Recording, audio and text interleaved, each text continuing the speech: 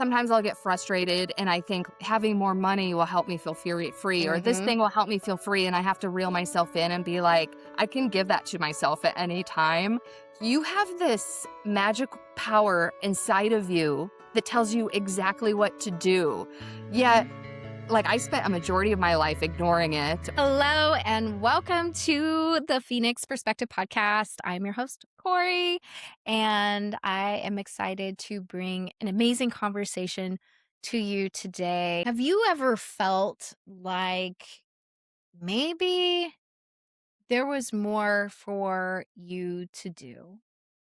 That there is something else out there for you, but maybe felt too scared or like going out there and doing the thing that you want to do would make everyone around you upset.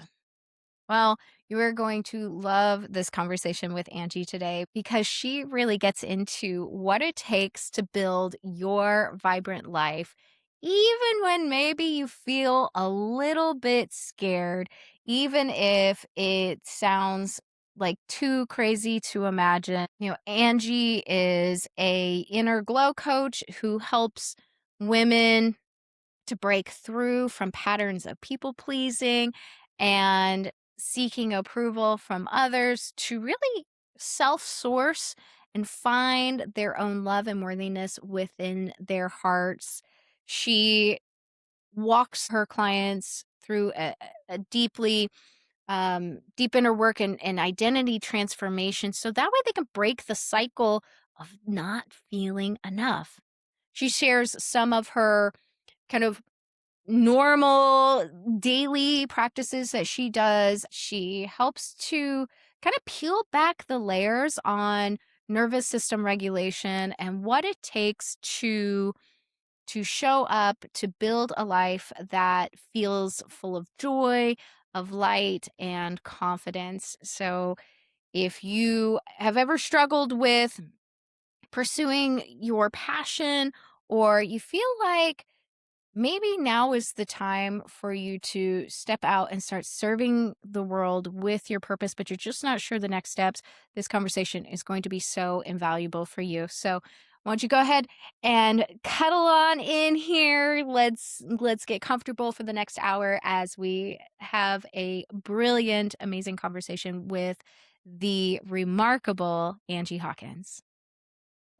Welcome to the Phoenix Perspective Podcast. I'm your host, Corey Ray Kovacs, a registered nurse and reflector in human design on a soul mission to help women like you rise from life's ashes with abundant energy, purpose, and joy. Each week, we'll meet at the intersection of science, soul, and storytelling as we create a bridge between holistic women's health, the sacred feminine, and cyclical wisdom. You'll get tools and insights from experts and guests, helping you to thrive in every area of your life. So go ahead and pull up a chair, grab your favorite crystal or cup of tea, and let's rise like phoenixes together.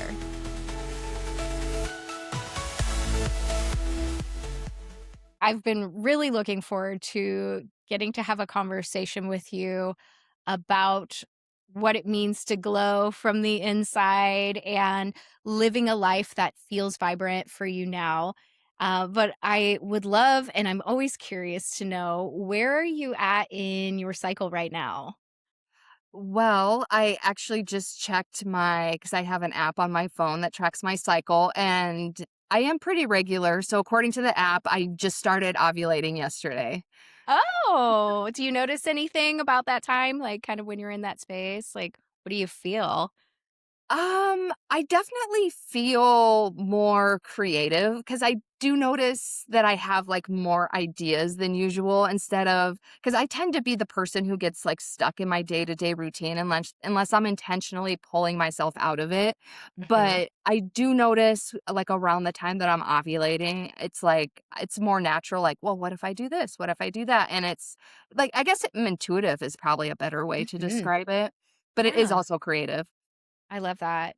the creative energy of this desire of want to bring things out of us, right? I mean, Yeah. that's literally what ovulation is like in this moment, our bodies are releasing an egg that it's been working on for months now. Yeah. And it's like, be free, egg, go. Live your best life. And so I feel like energetically speaking, that also translates. And we can notice those things of wanting to be more personally expressive or wanting to bring more things out. I love that you kind of sense that a little bit. It's so much fun. I also love the analogy. Isn't it funny though? Sometimes you need someone else to say it, like the analogy of like being free, because I feel like that's like something I always yearn for. Like, because sometimes I'll get frustrated and I think like, oh, having more money will help me feel free, or this Mhm. thing will help me feel free, and I have to reel myself in and be like, I can give that to myself at any time, but Mhm. that would be a good part of my cycle to remind myself, like, I'm freeing my egg and I am free.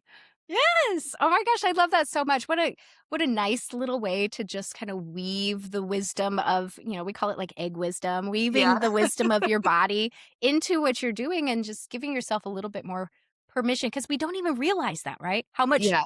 non-permission we give ourselves. Have you noticed as you've been on this journey, and I'm really looking forward to kind of digging into your Phoenix journey a little bit, but isn't it just so fascinating to see how much we hold ourselves back from experiencing the life that we want? Absolutely. Like, because even I used to be, and we'll get into this, but I was a total people pleaser. So I was always like, giving to things outside of myself, and even things like love or approval or whatever. It's like I was searching for it in things outside of myself, not even realizing that the source was me. So I was holding myself back for so long because it's like I was always looking for things outside of myself, but it's like I could have been giving this to myself all along. Mhm. Yeah, and once you realize that, it's so empowering. It's so Yeah. empowering. You're like, oh, actually, I'm the source. I'm the source of the love that I've been looking outside of me this whole time. This whole time. Who do you feel that you are right now in this season of life? I don't even know the word for it, but you know how old ladies, they just get to this point where they do not care. They will, like, say anything, they will do anything, like, they'll dress however they want. Like, I feel like that's where I am right now because it's like I Mhm. spent so much of my life caring what other people thought and this and that, and then now I'm just like, I'm just gonna live my life, and you're either on board or you're not. It feels well, you already had kinda said the word freedom, Yeah. but it feels like that where you have shed these expectations of what other people think and seeking out the approval, seeking out all of these things, and it sounds like a peaceful freedom that has come over you. I love that. Yeah. It really does a lot for my inner peace, that's for sure. Mhm. Yeah. I I love that you've come to this place because you see the thread that you used to be this person who was always people pleasing or who was really always seeking that approval. And then now you're like, I don't give a fuck. Like I am this other person. I am this person that I want to be. So what brought you there? Like you're at the beginning of your Phoenix story. Where did that start for you? Started in my childhood because my parents were emotionally unavailable. And as an adult, it's easy to understand what that means. But as a child, you just don't have those tools. So as a little girl, I developed this belief that I didn't deserve to be loved. So that's what spawned like the people pleasing. I was also a perfectionist for a very long time. So it's like I was always like performing and doing, and just like it felt like a hamster wheel. Anyone who has lived that existence knows how exhausting it is, and when you're always chasing that next dopamine hit, it's like it's very short-lived because it's like you get it and then you're looking for the next one. So it's extremely exhausting, and not only mentally because I had chronic anxiety, which in hindsight it's like no wonder, Yeah. but Yeah. also, I ended up developing an autoimmune disorder, which again, in hindsight, is not surprising because I have Hashimoto's. And basically, what autoimmune disorders are, it's your own immune system attacking your body. And it's like, And that's like a perfect reflection of what I was doing to myself because even though it was unintentional, like all of these behaviors that I had, they were self-harming to myself. And for the most part, I was unaware of that, but I did have, like, these moments of, like, I would like to live a happier and more fulfilling life, but my self-worth was so low that I didn't even think that was available to me. So, it Mhm. was like this elusive thing that I didn't even believe it was possible because I was so caught up in this struggle and the way that I was living, and so what happened was, kind of like the huge turning point in my mental health. Like there was a period of like from 2018 to 2020, it was just the kind of, when it rains it pours. So it was like thing after thing after thing. And I think we all have experiences like that. But then COVID happened. So that was like this whole extra layer that exacerbated everything that was going on in my life. And then the straw that broke the camel's back was the end of a relationship during COVID. And it was in isolation, it wouldn't have been that big of a deal because it was only like a 6-month relationship and, the whole thing, but it's like I had that moment of like, I can't take this anymore, when does it end? But then just on top of that was this sheer feeling of hopelessness because I had been living my life a certain way and it was so exhausting and anxiety inducing. And I truly did not see any hope for the future because it was in my mind, I was like, this is just how life is. Mhm. And I'm not really interested in this anymore. So I overdosed intentionally on my anxiety medication. And I spent a day and a half unconscious in my bathroom. I spent another day and a half in the hospital. And when I was released from the hospital, I came home, I called a friend, and I told her everything that happened. And her response was, "It's not your time."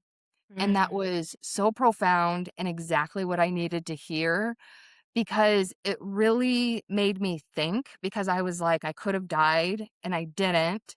So her words made me realize I think I do have a purpose. I didn't know what it was, but I was determined to figure out what it was.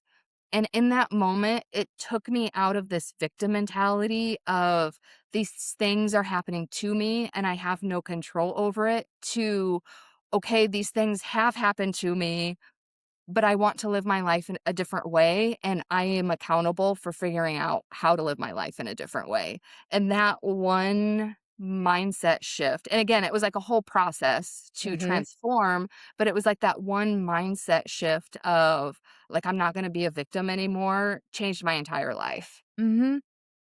It really does almost feel like the Tower card in tarot, right? Yeah, Where it's not just one thing, right? You were talking about your Hashimoto's and then a relationship that crumbled and the self-talk and then you kind of hit this point of rock bottom where you're like I don't see any other way out of this space that I'm in. yeah. And you when you hit that point, I feel like it becomes the leaves that fall from the trees that become the fertile soil for the next version of you to come through. I love that, yeah, Because there were so many things in your life that had to essentially die, that had to be let go of in order for this next version of Angie to come through. And now you get faced with that turning point and someone comes in and says the words that helps you start that journey towards rediscovery of who you really are.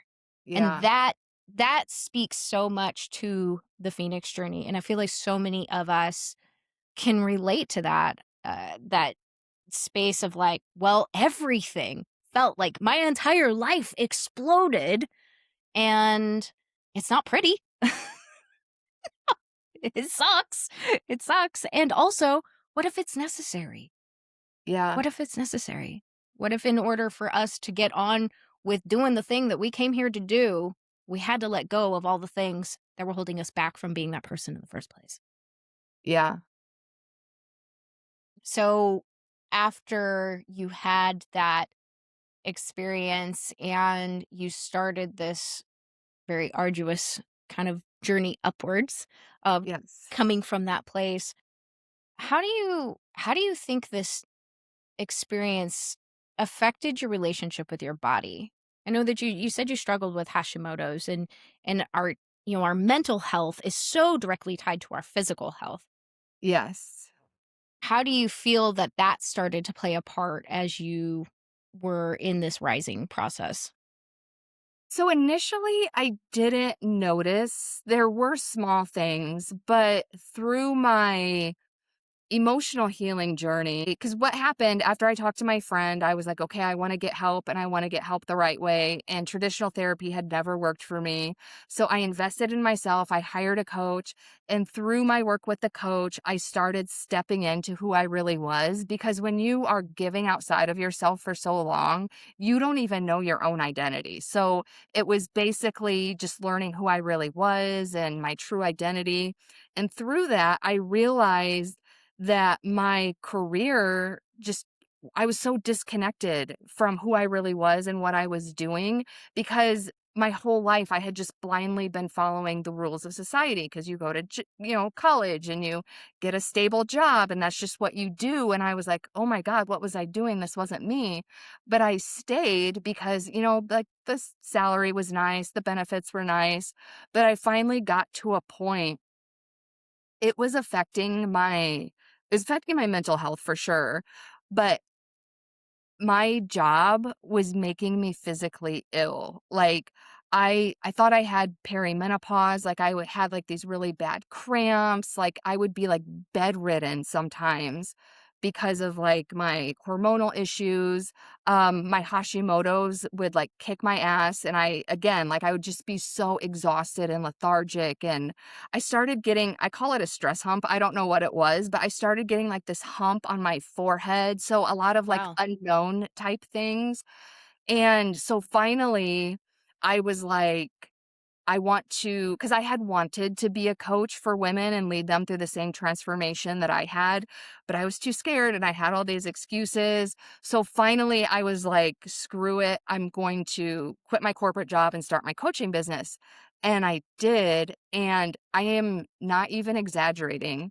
Within 2 weeks, all of my physical symptoms completely went away. And I'm talking all my perimenopausal symptoms, like my Hashimoto symptoms, like, my physical health was, like, brand new, and I was like, "Oh my god, I didn't realize how much my mental health was affecting my physical health." Mhm. And also, like, because one of the things about, like, my perimenopause symptoms, like, my hair was falling out like Mhm. crazy, like, my hair Yeah. immediately stopped falling out, like and then, like, a month later, I was, like, pulling it back in a ponytail, and I was like, "Oh my god, my hair's thick again." It was just, like, all the little things that I forgot about. So, it was pretty eye-opening to have that realization. That's so powerful. One of the things that I realized while I was going through nursing school and being in nursing school during a pandemic, trying to become a midwife, like, it was really crazy of that time of my life, and also going through my own, bout of depression and suicidal ideation and all these things, but spirit knew something was up and was finding ways to be able to help me see things. But one of the things that I started to see while I was caring for all these patients was how deeply connected our minds, our hearts, our spirits are connected to our bodies. And Mhm. that our bodies are not just bodies. They are not just physical things. And so when we go to the doctor, we're like, my body is doing all of these things and I'm having all these things. And they give you a diagnosis and they give you a medication. And it's you're not barely scratching the surface of what's Yeah, actually happening because you are not just a body. You are a body who has a mind, who has a heart and has a spirit. And so many times, time and time again, I talk to women, I talk to people and they see like, "Oh my gosh, my health completely changed when I started listening and ignoring, right, what was happening." And I truly do feel like our bodies are a they are trying to get our attention, especially our mhm, wombs. And so when you're having deep cramps, like, that means, like, "Hey, can you slow the fuck down, please? Can you, yeah, like, listen to me? Like, I'm trying to get your attention." Um, and so it's like I hear these stories and I get so excited because you even saw like, oh, it's often in hindsight, but you saw that space of, oh my gosh, this all of these things were all connected and I just didn't realize it. But Yeah. now I see how deeply in alignment my body wanted to be. My body wanted to be in alignment with my heart and what I wanted to do. Yeah. And it just took it took courage to make that step. And that's what I hear. I hear a story of courage here. And that's so inspiring, Angie. Ugh. Thank you. Yeah, and it's also frustrating though with modern medicine Mhm, because like for instance when I was first diagnosed with Hashimoto's, like my blood work was fine, mhm. but I still felt like crap and they were like, "Oh, but you're fine." Uh-huh. And like I would just wish there was more education on this because that's why I Mhm, like speaking up about it because it's like, "No, you are stressed and overdoing it." And also it's frustrating and I'm sure you totally understand this. But we should also be resting at certain points of our cycle, but mhm, modern society is not set up that way at all. Like the world does not stop just because you're on your period. So so things like that can also be frustrating because it's like I know I need to be slowing down, but I'm not. So I'm still caught up in some dysfunction mhm. of like that mind and body relationship. I think the more we get curious about it and even start carving out those times for ourselves that really can make a big difference. I know I've seen that. I've been practicing menstrual cycle awareness or cyclical mindfulness for the last 5 years now, and the deep impacts that it has brought on me to take time out. Like right now, where I'm at in my cycle, I'm literally in my like 24-hour portal before about to start my bleed. And I have, being an entrepreneur, I have control over my schedule. So I Yeah. have a big blank space tomorrow because I know it's coming. And so now I've created time for me to be able to slow down. And even if there is busy things going on, like my daughter's got a wrestling meet tomorrow and I still got to take care of the farm. Like I still got to do these things, right? We have Yeah. real life. Yeah, that's what I We mean. Like it just doesn't right stop. and also, I think about how much we keep ourselves from relaxing or resting. Yeah. And that is the piece that I really started to pay attention to. Is like I was like, "Oh, how crazy am I being about the house?" Or, I'm expecting myself to cook a meal every single night during my bleed when I could just schedule a crock pot meal. And now the Yeah. family is fed and I don't have to stand on my feet for 45 minutes to cook. It's those little things that can make such a huge difference, especially for our wombs and for our hormones. And I feel like the more that we do that, that's when things start to change. And so it's always a learning process. And I love it. You're Yeah, like, oh, I this is think that's curious. my next step because I don't Hmm. do well with resting. So, Hmm. and that would actually be perfect to start with my monthly cycle. Yeah, it's a good place to start. I always tell people it's like if you are looking for a rhythm to help you get into just caring for yourself in a different way, then tuning in with your cycle and just like chilling out, slowing down just a little bit, that kind of 24 to 48 hours before your bleed, and then giving yourself some space during that time to journal or reflect. Doesn't mean that stop everything and you're like, oh, I'm going on vacation for a week, although that'd be really I nice. know. I just told my partner that yesterday. I was like, that'd be really nice. Because I kind of felt like that. I was like, yesterday. I was totally like, got mommy Zilla in the house yesterday. But I was like, I just want to say, fuck it all. Y'all can go do whatever you want. I'm checking out.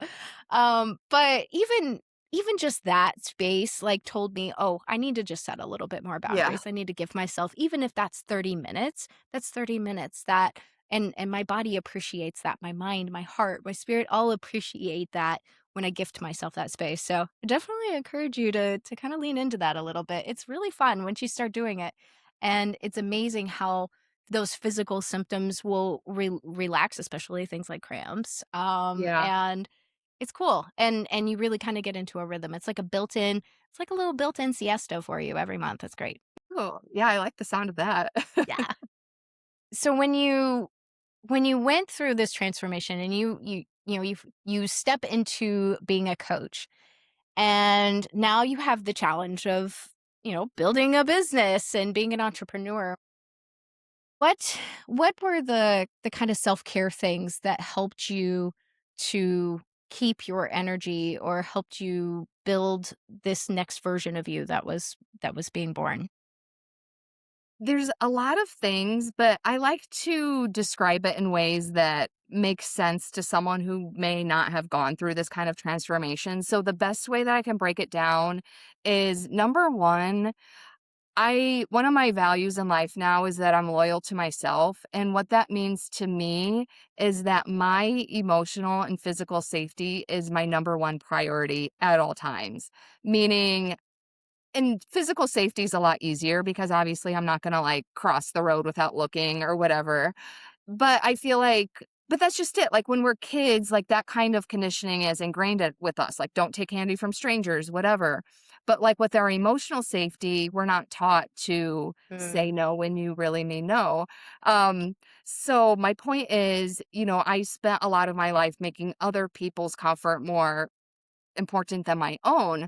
So now I have this practice of constantly checking in with myself like, is this what I want? What do I want? What is like emotionally safe for me? And anything that's not is just not happening. That doesn't mean it's not uncomfortable to maybe sometimes you have to communicate this with someone else, but that just means that ultimately my emotional safety is my priority. But it creates a lot of intentionality because I have to constantly be checking in with myself about that.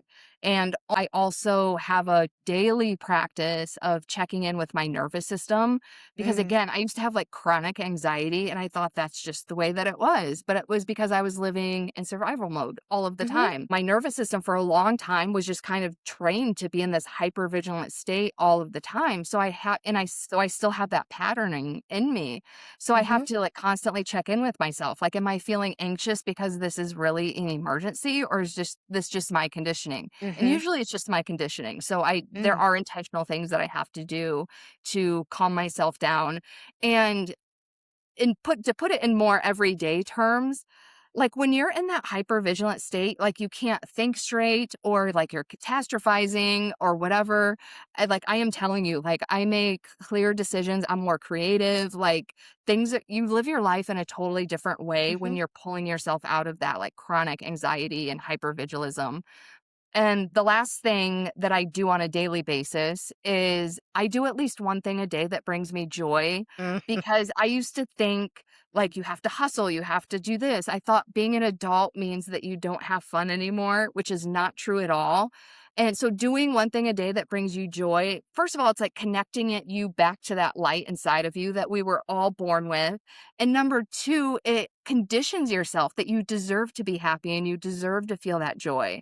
So Mhm. those are the very simple things that you can do. And I say simple because even the one thing a day that brings you joy, it doesn't have to be like 2 hours frolicking in a field. Like even like grounding for 5 or 10 minutes in the grass or whatever you can do, like does wonders for your Mhm. physical and mental health. So these are just like very simple things that you can do. And it does take intention, but once it becomes a habit, like for me, it's just autopilot. So sometimes even when I'm asked, I'm like, okay, how can I explain this in simple terms? Because it's things that I just happen to do during the day. It does become a natural part of your living Yeah. because it becomes as easy as breathing because it does that's your sustenance. That's what sustains you. That's what keeps you creative and being able to be impactful as a coach, or be able to serve your purpose to be able to post that thing that you wanted to post. I know you were talking about intuition. Yeah, I think it was yesterday. Yeah. You were talking about intuition on your social media, but like just being able to like go on social media and share something that you is on your heart, like that takes a nervous system that is centered and feels good within a body. It's very, very important. I'm curious, and I wanted to ask you, like, how do you specifically check in with your nervous system? I only go on how I feel. So again, it Mhm. takes intentionality because it's like, is my chest tight? And I don't know if anyone's familiar with there's like the emotion wheel. Have you ever seen it? Explain it.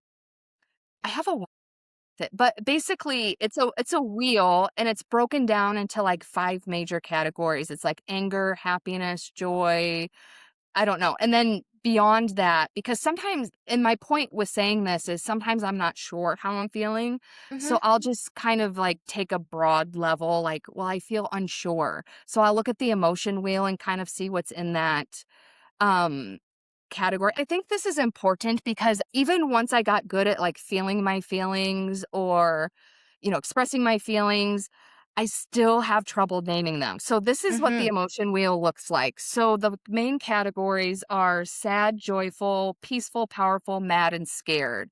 And then so um let's just say I'm feeling scared. So then there's anxious, insecure, intimidated, helpless, confused, rejected. So, like, for example, like, I may be feeling, like, discouraged or whatever, but I can't name that. So it's really easy to come on here and be like, I can kind of pick a category because 'cause I'm like, I'm not feeling joyful or whatever, but I can't really describe it. And then, okay, I'm feeling discouraged. Why am I feeling discouraged? And maybe it's something Mhm. like in my business that I didn't really realize was bothering me that was. But my point is I check in with my body because my feelings come from my chest. So, like, if I'm feeling anxious or whatever, it's like a heavier feeling. Whereas if I'm happy or joyful, it's more of like this open, expressive feeling. So I check in with the feeling in my chest and go from there. And then I really dig into, like, why am I feeling this way? Because there's usually like a deeper reason. Because, like, for example, like, maybe I'm discouraged with something in my business because I want to be perfect because then that proves something. It really, like, peels back the layers on the onions. Mhm. So I go there because otherwise you're just, like, kind of, yeah, because I can, like, regulate my nervous system in the moment, but it's not going into, like, the deeper root of the issue, and by not getting to the deeper root of the issue, you're just kind of putting a Band-Aid on it, and it's gonna keep coming up. So I actually Mhm. really get into it, which Dig can into be it. ti yeah, it can be time consuming, but the check-ins help a lot, especially with recurring feelings, because something that is coming from, like, that root belief usually does last for, like, a week or a longer period of time. So, really checking in with your body and how your body feels and identifying what that emotion is and where it came from goes a very long way. I think it's really important to see how our bodies are the bridge to all the unseen parts of us. I mean, that's Yeah, really what this whole conversation has, the thread that's been common through this all is that your body wants to talk to you. She has so many things to say to you, but we've grown up in a world that says that our body is wrong, that our body is sinful, that our bodies are gross, or that they're only you only give attention to them when they're problems. yeah, So we've kind of learned all of those things. And then we've not learned how to tap in or tune in or even to communicate with our bodies. yeah, So then we have to figure out, there's a little bit different language. You could call it nervous system. I talk it about like speaking to the body or having a relationship, but we're all talking about kind of the same thing here. yeah, And it's tuning into this piece of you that has such a deep intelligence and learning that language for you because like you were saying, you're like, I feel it in my chest. And yeah, for me, I feel it, well, I feel it kind of everywhere. I yeah. have I'm a reflector in human design, so I have Oh, all cool. undefined. Yeah, I have Yeah, all undefined centers. So I have literally no definitions anywhere. So my body, my body ends up taking all of these different pieces of information and telling me in different ways. And thankfully, like communicating with my womb has been a good way to do that. But I think it's really important for while we're on this journey of self discovery and personal growth, that we learn the communication of our body. How is our body trying to talk to us? Because yeah, that is going to give us so much information about how we are experiencing the world, about what's our next right step, or even just making sense of our internal landscape, like what you're speaking to, this emotion wheel, which reminds me very much of Brene Brown's book, Atlas of the Heart, If you've never read that, Mm. oh, girl, Okay. it's an amazing book. Um, but she goes through that entire spectrum of, like, 80 something different emotions that we feel as human beings, Yeah, see, and yeah, yeah. go ahead. It's nice no, I was just gonna say, it's just nice to have a reference point because Mhm. beyond, like, the basics, it's hard to really convey sometimes how you're feeling, so I think it's amazing to have that kind of, like, landscape to be like, "Okay, here's a list, and I can pick out of this list."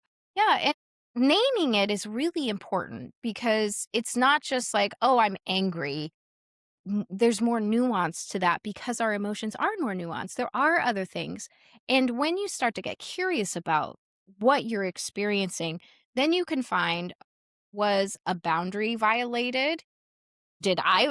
What was my part in that? Did I uphold the boundary or did I let that slide because I didn't want to get into conflict and now I'm feeling resentful, right? Yeah. It's like understanding these pieces now gives you the space to bring some compassion to yourself, to maybe make a different choice next time, that you come in that situation, and then that's really where the growth comes from. I love that you have that practice. That's absolutely beautiful. Yeah, I mean, very early on, and I call it my healing journey in earnest because before I think I was just spiritually bypassing and doing all the things, but not really healing. But the thing that was the most helpful to me, and I know it seems like a lot, but it's questioning everything you do and why you do it. Because again, it's going back to that root belief that's like driving all of your behaviors. For a long time, I felt like my body was working against me because of years of irregular cycles with polycystic ovarian syndrome. My energy, emotions, and symptoms felt really unpredictable. But one of the things that truly changed my relationship with myself was starting to track my cycles consistently with the Cycles Journal. Just spending 5 minutes a day with my cycles journal helped me to realize these patterns aren't random, they are cyclical, like me. It's helped me to create a roadmap of self care so I could build deeper self trust and a more intentional way of living in a way that fits my busy schedule as a mom, farmer, and business owner. And what I love most about the Cycles Journal is that it's inclusive for anyone wanting to understand and follow their inner rhythms. Whether you're actively cycling, perimenopausal, postmenopausal, or simply wanting to get to know yourself more. If you want to try out the Cycles Journal, you can use my code Sacred Phoenix for 10% off. Just click the link in the episode description to get your copy today. Now, let's get back to the show. Like, we go through these things and everything doesn't change overnight. It's okay. It's maybe not meant to because it can be very overwhelming for our nervous systems. They Yeah. we kind of have to build safety, right? And trust, especially for a body. If we hadn't been caring for our bodies, if we had been ignoring those pieces, it takes time to develop that. So, if for a listener here, if you're like, oh my gosh, I had this big catastrophe that happened in my life and my life has changed and my health is in shambles, my finances are in shambles. I hate my job, all of these things. Just realize like this is a process and maybe just start with one thing, and that's what I keep hearing you say. It's like, just start here, start where you're at. Yeah. Well, because also I like how you brought up the concept of identity shift because that's Yeah. truly what it is. Because I came from a place of like people pleasing and perfectionism and all this stuff. And then again, I changed my identity to I am loyal to myself. Mhm. And something that's not really spoken about with these identity changes is grieving your old identity Oh, girl. because people pleasing, it was keeping me safe in some ways, which is why I kept doing it. And so to your point, you can't just shift into this new identity and everything's perfect because you would freak out because it's the whole process to becoming this new person and grieving the old self and finally embracing it. So it's absolutely a process, but it's so worth it. Ugh, the grieving piece. We do not talk enough No. about grieving the life that we lost, Yeah. the life that we had before our cataclysm, because everybody thinks, oh, this much time has gone by. I should have just gotten over it, or, you know, I feel like we go through so many of these different cycle changes as women. It's through loss of relationship, through loss of jobs, or health challenges, or any of these things we go through, but we don't realize how much of a person that's no longer here, and we Yeah. don't give her enough space to say, I appreciate what you did for me in that space, and I've got it now, right? Yeah. Oh, that's a beautiful way to state it. It's so easy for us to be so hard on that version of ourselves. And what I hear you saying is like, no, there's a process to that. And when you acknowledge her, you hold her and say, it's okay, I hear you. That's where you were. And now we're moving in this other direction. I appreciate where you were. And there was something that I lost during that time. There was a life that I lost. Acknowledging that, feeling that in my body, and then stepping forward. And now we get to rise into the next version that we want to be at that point. Again, that was, like, so beautiful the way that you stated that, because I don't think this is even really talked about, let No, alone in a self-compassionate way. no, we don't, because we think that we always have to keep it together, that we should always, like, know what our next step is, that we should always, that we should get over it really fast, even if it was something massively huge, like, that we should just, okay." Yeah, when my Uh, dad died, like 2 months later, people just acted like I should be over it. yeah, yeah, yeah, and I mean, these are things. Loss is a huge piece of the human experience that, because people get uncomfortable around it, we just gloss over it. And even Yeah, we do. Like, even the ones who are experiencing the loss, we yeah, also get uncomfortable in the feelings. We don't want to sit there and feel it. And so we drown it out, or we, turn to substances, or we turn to other things, and it's very easy to do. And it's not, there's no criticizing here. It's just, the more I find in my life, when I start showing up and feeling the feels, and then, yeah, like what you're talking about, identifying what I'm feeling, and then asking, what is it? What is these thoughts that are causing this? Because 99% of the time, it's my thoughts that are causing these negative feelings I'm having, not actually something happening to me. Um, but the more that I give space to that, then now I can grow, and now I can move through that and feel it, and it doesn't get stuck in my body. That's such a yeah. big piece. We don't realize how much it gets stuck. I know, because I used to repress my feelings all of the time, and Mhm. again, like and then I was like, "Why am I anxious? Why do I have this autoimmune disorder? Like, why are all Yeah. these things happening?" And now that I feel my feelings, and again, it's not always pleasant, but I've learned how to feel safe in my body while I'm feeling unpleasant feelings, and I can move through it so much faster, and I don't have all the anxiety and other issues that I used to. Yeah, that completely will change your life. What a blessing it is, or a privilege it is, to hold ourselves while we are growing. Yes. Like, I think about that a lot. But, we talk about it like reparenting, you hear a lot about that on social media. But when we're feeling these feelings, maybe we didn't have that in the past. Maybe we didn't have somebody to hold us when we were experiencing these emotions, but you get to witness yourself now. And Yeah. that is, I mean, how cool is that?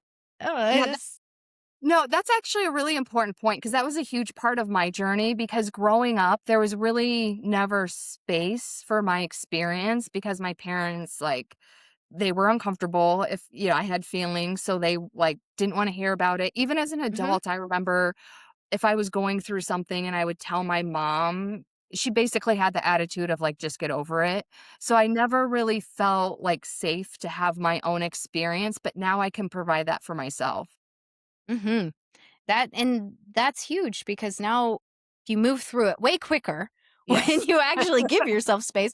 I mean, it's like 90 seconds to maybe 5 minutes, or, like, it's really short. It doesn't Yeah. take very long, for that emotion to move through you, especially once you kind of practice that. Yes. But at first, sometimes it can feel like the floodgates because it is kind of like opening a dam of all those emotions that you've felt this entire lifetime. And now they're like, oh, I have somebody listening. Blah! Yeah.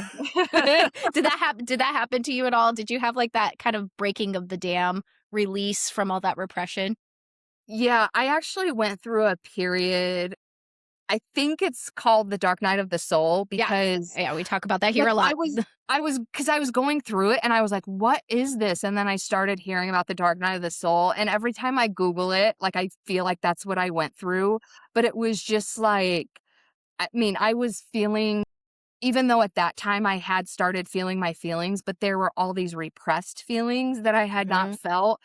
So in total, it lasted about 2 years. It wasn't like Mhm. that dark the entire time, but there was probably a period of like a year where I cried every day and just had this huge purging because I had to feel all the things that I had been avoiding Yeah. feeling. Ooh, yes. Yeah. The dark night of the soul. It feels terrifying while you're in it because you don't Yeah, really know what's happening. You don't understand. and I You had know, never I heard of it. no, I mean I came across that term probably when I started following Rebecca Campbell's work back in around COVID time, but had definitely been going through it for sure. But I think it's once you once you kind of come out on the other side of that and you see that it was meant to help clear the space for the Yeah, next version of you because eventually it isn't so dark night-ish. It's more, oh, like, okay, we're coming out of the tunnel a little bit, like going through a tunnel in a train, you know? It feels like yeah, that for like, oh my god, it's gonna be dark forever and I'm gonna be down here yeah. forever and I'm just never gonna stop crying. But then Exactly how it feels. right, and it does, it really does, and I think it's so great, especially knowing, like, you and I, being coaches who are helping women who have, either walked through that or coming on the other side of that, or maybe they haven't experienced it yet, but just knowing that there are women who can walk with us when we're going, because I know there were important pieces I needed to go through by myself, but the community, the women that I started surrounding myself with really became a lifeline for me, including the mentors that I read and things like that. So did you find that while you were kind of navigating that dark night of the soul, that community ended up being important to you or just even what you were watching or seeing, and how Yeah, that helped you? so I went through mine during COVID. Yeah, I mean, so many of us did. Yeah, Yeah. and I feel like in Hawaii, our rules were really strict, Mhm. so nothing was opened. Yeah. So my point is I didn't have a community at that time, but in a way it was helpful for me because I craved the solitude, Mm, and yeah, I remember I followed, like, a social media account because, again, I was like, once I heard that term, I was, like, desperate to learn more about it, and I was yeah. following, like, a few Instagram accounts that were kind of speaking to it, but even that, so by community, I wasn't, like, in the mix, but just being connected to people who understood it, like, really meant a lot because I feel like just the feeling of not being alone helps a lot in a lot of things that we go through. Yeah. And that's why it's so important for us to speak up about these things, to Yeah. speak up about these challenges that we've had, because there might be a listener who's listening right now who literally just heard this. And now there's a Yeah. synchronistic moment where she's like, wait, I just read that for the first time. And now I'm hearing about these ladies talking about it. What is this? Right. And that's a part of like what we're doing is sharing our voices and speaking up so that way we don't feel alone because I think these experiences are so much more common than we realize, but when we're in it, it feels like we're the only ones No, who have ever gone through exactly. it, Yeah. right? And that's why it's so important to, I think, to share our stories and to speak about what serving our purpose and coming into and you went through this process of self-discovery and then you did the very courageous thing and you published a book. You wrote a book Yes. called Running in Slippers, which is such a cute title. I love that so much. But I mean, you tell your story through this, right? It's a memoir, Yes. and you tell your story and encourage other women to start creating this life that feels genuine, that feels authentic to them. What was that process like once you got to the point in your life where had you had done a lot of work, done all these things, and now you were coming to the place where I'm ready to share. What was that experience for you? Before I say this, people always ask me about the title, and I feel like I always glaze over it and I forget to mention it. So while I'm remembering, I'll Yeah, mention that please do. first, and then I'll answer your question. But Running in Slippers, the story about how it came about is the introduction of the book, so I won't give that away. But overall, what it means is I live in Hawaii and we call flip flops slippers. So it really means running in flip flops, and it's a metaphor for life because Mhm, life and running in flip-flops, it can be adventurous, playful, and fun. It can also be scary, dangerous, and painful. So that's mhm. the overall meaning. I love it. And it's a memoir and it covers a 5-year period of my life. And it starts with my boyfriend breaking up with me and my dad passing away. And it just takes you on the roller coaster of events. And it's extremely vulnerable. And the reason I wrote it that way is because of what you were just saying before. We feel like we go through these experiences alone, but it's because when you go on Instagram, you see all the filtered and edited versions of people's lives. And even in real Mhm. life, we all are putting on our happy faces and pretending everything that's fine and we're being strong and all the things. And the idea for the book came about. My dad died in 2017. And again, like 2 months after he died, we live in a just get over it society. So people are like, why are you still sad? Whatever. So I put on my happy face and I'm like, okay, I guess I'm over it externally now. But internally, I was not over it. And again, I would go on Instagram. Everyone's like all perfect and happy, even in real life. Other people had on their happy faces. And I just like would always think to myself, like, I can't be the only person on this earth who's going through something shitty. And so I had the idea for the book then, but I was terrified of allowing Yeah. myself to be seen. I Yep. had all those issues. But then so, when I got out of the hospital after my overdose and my friend was like, "It's not your time," and I was like, "Okay, I think I have a purpose. I don't know what it is." The very first call I had with my coach, he was like, "If you could do anything and you didn't have to worry about money, what would you do?" The very first thing that came to my mind was the book. I was like, "I have this idea for a book. It's about connecting through vulnerability, and then I can go on these book tours that are safe spaces for people to actually be talking about these things."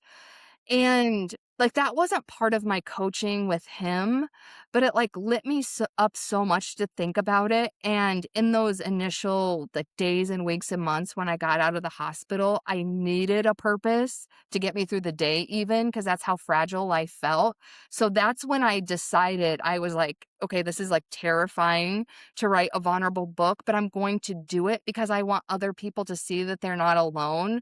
And that has been the overwhelming response. Like, I have complete strangers reach out to me and tell me how relatable it is. And I'm talking like anyone, like a 30-year-old female, a 60-year-old man. And that just goes to show, even though our specifics are different, we all have these general life experiences that we go through. We're just not talking about them. This is the mindset shift that really transformed my experience that I went through also in 2017. I'm like sitting here and our parallels are just blowing my mind right now. It's like universe had a plan. I don't know. It was waking everybody up during COVID, but all right. But I look back and I see that my cataclysm, my life exploding served a purpose. Oh, yeah. Without that, I don't know if I would have been able to get to the place where I started speaking out and coming back to the life Same. that I wanted, to being a speaker, to being an author, to, hosting a podcast. I mean, this is crazy and amazing. But it's, sometimes we do need redirection. And there's so much beauty inside of our hearts that wants to be born through us, through our mouths, through our serving of the world, and so many others who want to hear our stories so that way they can also rise into the next version of themselves. When we see and kind of transform and alchemize that those challenges that we go through, and then we allow ourselves to be courageous and to put our stories out there, we find so many blessings. Yes, of course, financial blessings are amazing, but it's more than that. It's Yeah. that, that woman that messages you that says, "Thank you so much. Your story touched me." I mean, there is something that cannot compare to that because Right. it just makes it makes the enduring mean something. It's not just suffering for suffering's sake. It actually means something. And I see that in you. Yeah, I see that's that. so true because even if one person reached out to me and be like, "Oh, thank you so much," like, that would have been fine for me, but just the fact that it resonated with so many people. Mhm. Yeah. That is and that's really the testament of the Phoenix story. And not everybody's going to come out of these and want to be an author, right? But I think it is important to follow the thing that is lighting you up. And that's what you said. You're like, oh, writing this book that lights me up. There's something about it for me that brings life back into me. And, so as a listener, if you are maybe feeling like I have this thing that wants to come out of me, but I'm scared, I don't know what to do. Like, what would you say to her that would help her take the next step in her Phoenix journey? So I like how you described it as following the feeling because that's exactly what it was. Like just intuitively, I was like, I think this is my purpose in some way. I don't know Mhm, how this plays out, but it was just like not caring about the why. And even if you're doing it for yourself, because I think sometimes the advice is like, oh, find your target market and write for them.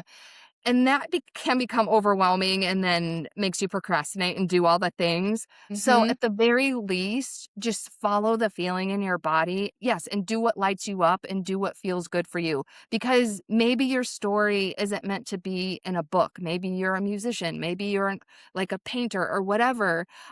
So, whatever your medium is, just follow that and follow the feeling because that feeling is really your intuition or higher self or whatever you want to call it, leading you on your path. And again, this goes back to listening to your body because that feeling is also in your body. And that's why it's called a gut feeling. right. Um, and that's exactly what I was doing. I was terrified, but I was like, but for whatever reason, this feels good. So this is what I'm gonna do. Mhm. Yeah. It's there's a quote, "The cave that we fear is often holds the treasure that we seek." I'm paraphrasing, I think. But it's this idea that sometimes there are things that excite us. There are things that we feel like we want to do, but there's fear there, right? And also it excites us at the same time. And maybe the life that we've been wanting to live is hiding within that, or it's waiting to be born from the action that we would be taking from that space. So Yeah. it doesn't have to be this big thing. And I feel like purpose is always evolving. We Yeah. find purpose on our path. Like your purpose is born with each step that you take. But even just following that light, I love that you said that, like follow the feeling, because that is, your heart, your body wants to take you to on this great adventure called life when you let her lead instead of getting in your head about it. That same thing happened when I was leaving corporate America Mhm. because when I thought about coaching, like, my heart would just be, like, bursting with excitement and joy, but then my mind would be like, "Oh, but you need the paycheck and the health insurance," and, like, I would just start logically thinking about it, Mhm. and in Talking hinds yourself out of it. Yeah, Talking yourself out of your own desires, basically. Yeah. but then, like, the universe just kept punching me in the face, and I was like, "I already know I need to follow the feeling, so why do I keep resisting this?" Yeah. Yeah, and then once you do, like, of course, it's still hard, it's still challenging. I don't think it's ever gonna be just easy breezy, but it is fulfilling. But I think it's like when you're hitting that wall over and over and over again, then maybe there's another path, and that's Yeah, really important to get to practice. Like, listening to your body, listening to your intuition, listening to your gut takes practice. You have to yes. practice at it, especially because 'cause we've been numbing ourselves for so long. Yeah, but I that one skill, I feel like I say this about everything I mention, but that completely changed my life because think about it. You have this magic power inside of you that tells you exactly what to do. Yet like, I spent a majority of my life ignoring it or being like, "Oh, no, that can't be right." Even when I was listening to it, because again, like, I had the call when I was in corporate America to quit, but even then I was like, "No, no, no, you have it wrong." But Yep. it's like this internal guidance system within us that's just telling us what we need to do to be on our path, and it's just such an amazing thing. So when you tap into that, you become so powerful.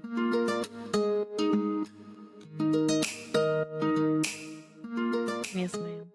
I have a present for you. Oh, If you're open to it, yes.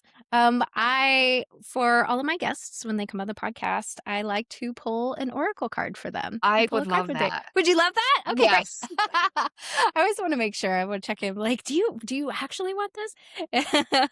Well, so I'm pulling a card from Rebecca Campbell's Work Your Light deck.